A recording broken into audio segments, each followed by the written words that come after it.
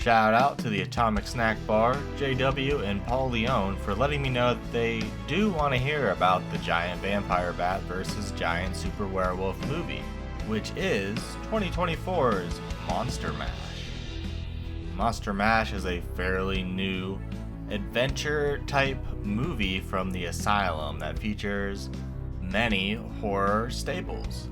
We get vampires, Frankenstein's monster, Boris here, a witch, a werewolf, the Invisible Man, a mummy, and Frankenstein himself in this, well, Monster Mash.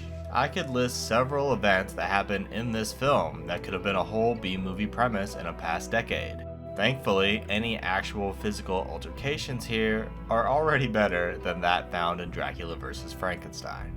Sorry, apparently 2 weeks ago when I did that voiceover, I just decided not to tell you what the movie's even about.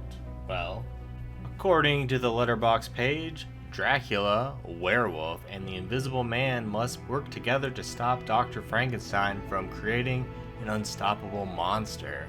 You can see that other line up top, the greatest monster of all time, built from all the others.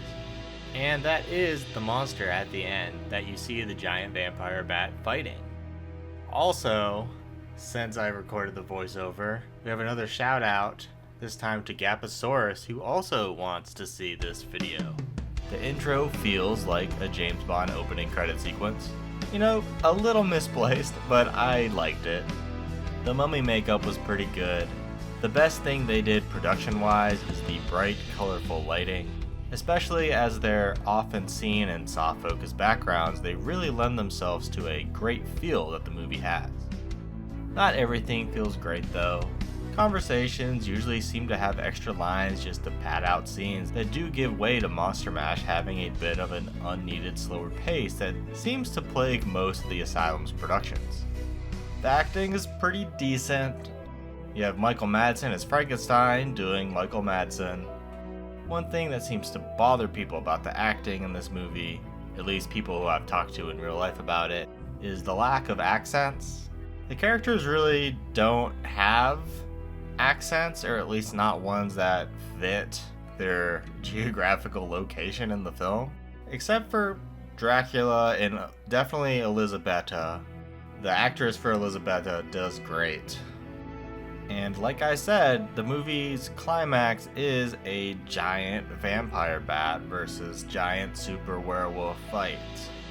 It doesn't look the best, and the fight itself isn't the best, but it's there. It's definitely notable, but I didn't jump out to do a video on movie with giant monster fight because it's not good enough to make you want to watch the movie.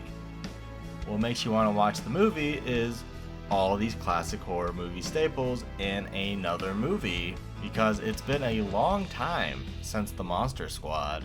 Maybe I missed some other movie somewhere, but I love me some horror staple monsters. Huge miss for them not to license any version of the song Monster Mash for the end credits. I logged this on Letterboxd 3.5 out of 5 stars, and it was fine to watch in April. I'm guessing it would be better to watch during October and would surely get me into the Halloween spirit if I did. Thanks for watching.